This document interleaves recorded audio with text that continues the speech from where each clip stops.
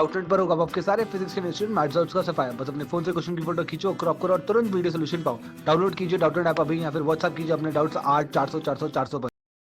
इस क्वेश्चन में बोल रहा है कि a bicycle is travelling down hill at a high speed. ठीक है, उसके बाद फिर देखा साइकिलिस्ट कि आगे का ब्रेक टूटा हुआ है, तो उसको साइकिल को रोकना था।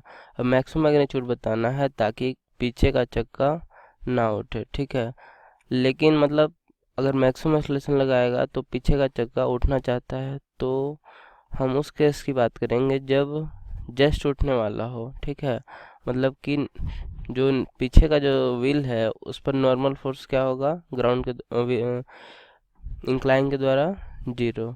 ठीक है, तो फिगर कुछ इस तरह से हम बनाएंगे कि ये हमारा इंक्लाइन है। ठीक है, और ये 37 डिग्री है और इस पर साइकिल नीचे आ रहा है। ठीक है, अब कह रहा है कि सेंटर ऑफ मास इसका कहाँ पर है, ग्राउंड से 1 मीटर पर है, मतलब कि यहाँ अगर 1 मीटर है तो यहाँ है।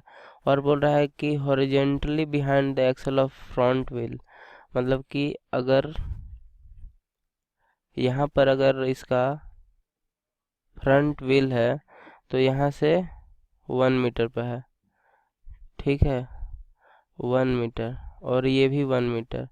ओके, और इसके बाद पीछे वाला चक्का यहाँ पर ये जस्ट उठ रहा है, तो यहाँ पर नॉर्मल क्या होगा, नॉर्मल इज इक्वल टू 0, और यहाँ पर नॉर्मल हम n मानते हैं। ठीक है, अब यहाँ पर अगर सेंटर ऑफ मास है तो नीचे की तरफ यहाँ से mg साइन थीटा लग रहा है।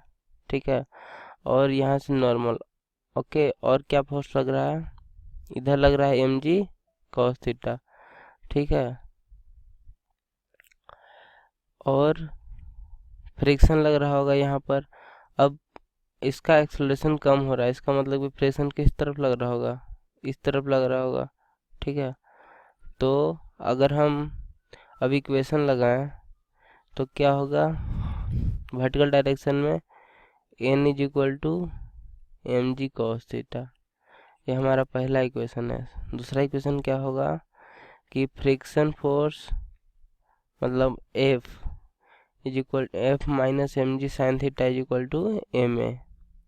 लेकिन फ्रिक्शन फोर्स में चूंकि नॉर्मल का वैल्यू कोफिशिएंट ऑफ फ्रिक्शन का वैल्यू नहीं दिया हुआ है, इसलिए इसको F लेकर ही चलते हैं। ठीक है, तो F minus m g sine theta is equal to, अगर मानते हैं कि एक्सेलरेशन मैक्सिमम मैग्नीट्यूड ए है तो क्या होगा यहाँ पर एम ए। ठीक है, अपवार्ड द इंक्लाइन। उसके बाद अगर हम टॉर्क की इक्वेशन लगाएं सेंटर ऑफ मास के अबाउट, तो क्या होगा उस समय एम जी कॉस थीटा का 0, फ्रिक्शन का आएगा, पीछे के चक्का पर नॉर्मल नहीं है, यहाँ से नॉर्मल का आएगा और एम जी साइन थीटा का 0 होगा। ठीक है, मतलब क्या क्या होगा कि normal into 1 is equal to F into 1। ठीक है, मतलब कि एफ इक्वल टू एन। हमसे पूछा क्या है, हमसे पूछा है ए का वैल्यू बताने के लिए। तो अगर हम एफ इक्वल टू एन है, मतलब कि equal to m g cos theta हो गया फर्स्ट इक्वेशन से। ठीक है, अब सेकंड इक्वेशन में एफ का वैल्यू अगर हम डालते हैं तो क्या होगा, m g cos theta minus m g sine theta is equal to m a. ठीक है, यहाँ से ए का वैल्यू क्या आया, g cos theta minus g sine theta. अब थीटा का वैल्यू 37 डिग्री है।